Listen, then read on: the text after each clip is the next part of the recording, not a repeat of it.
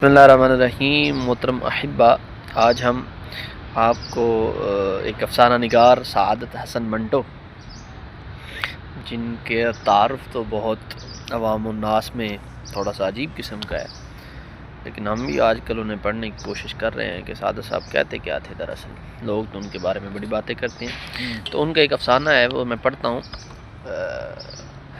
تو وہ لکھتے ہیں کہ ڈاکٹر سعید میرا ہمسایہ تھا،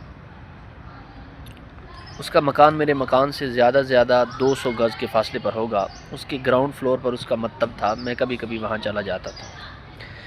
1-2 گھنٹے کی تفریح ہو جاتی۔ بڑا بزلہ سنج، ادب شناس اور وزادار آدمی تھا۔ رہنے والا بنگلور کا تھا، مگر گھر میں بڑی شستہ و رفتہ اردو میں گفتگو کرتا تھا۔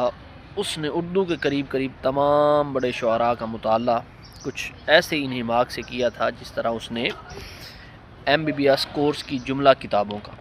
میں کئی دفعہ سوچتا کہ ڈاکٹر سعید کو ڈاکٹر بننے کی بجائے کسی بھی مضمون میں MA یا PhD کی ڈگری حاصل کرنی چاہیے تھی، اس لیے اس کی استاد طبع کے لیے یہ نہایت موضوع و مناسب تھی۔ چنانچہ میں نے ایک روز اس سے کہا، ڈاکٹر صاحب آپ نے یہ پروفیشن کیوں اختیار کیا؟ کیوں؟ میں نے ان سے کہا، آپ اردو فارسی زبان کے بڑے اچھے پروفیسر ہوتے، بڑے ہر دل عزیز طالب علم آپ کے گرویدہ ہوتے۔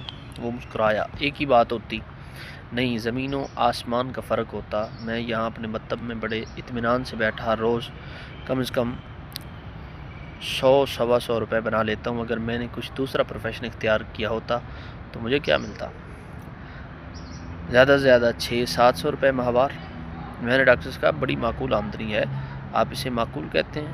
100 روپے کے قریب تو میرا اپنا جیب خرچ ہے۔ آپ جانتے ہی ہیں کہ میں شراب پینے کا عادی ہوں، اور وہ بھی ہر روز قریب 75 روپے تو اس پر اٹھ جاتے ہیں۔ پھر سگریٹ ہیں، دوست یاروں کی توازے، یہ سب خرچ کیا ایک لیکچرر، پروفیسر یا پرنسپل کی تنخواہ پورا کر سکتی ہے؟ تو دراصل افسانے تو ان کے بہت طویل ہیں، آپ کو دراصل ان کی زبان سے اور اس کا ایک تعارف کروانا تھا کہ سعادت صاحب بے شک و شبہ افسانہ نگار تو بہت بڑے تھے۔ ان کی زبان دانی اور ان کے جس طرح کی کہانیاں انہوں نے معاشرے کی بیان کی ہیں، دراصل وہ حقیقت ہیں جس کی وجہ سے لوگوں نے ان پہ مقدمات کیے اور انہیں کہ فحش کوئی وہ لکھتے ہیں۔ حالانکہ یہ کسی بھی جو لکھاری ہوتا ہے وہ معاشرے میں ہونے والے جو عوامل ہیں، عناصر ہیں، انہی کو بیان کرتا ہے۔ تو اگر چہرہ کوئی دکھا دیں، آئینے نے تو چہرہ دکھانا ہوتا ہے، اگر برا ہے تو وہ برا ہی نظر آئے گا۔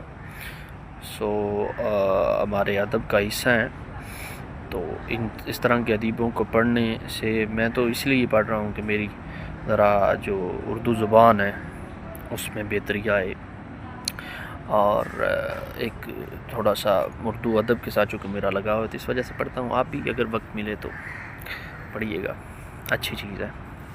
السلام۔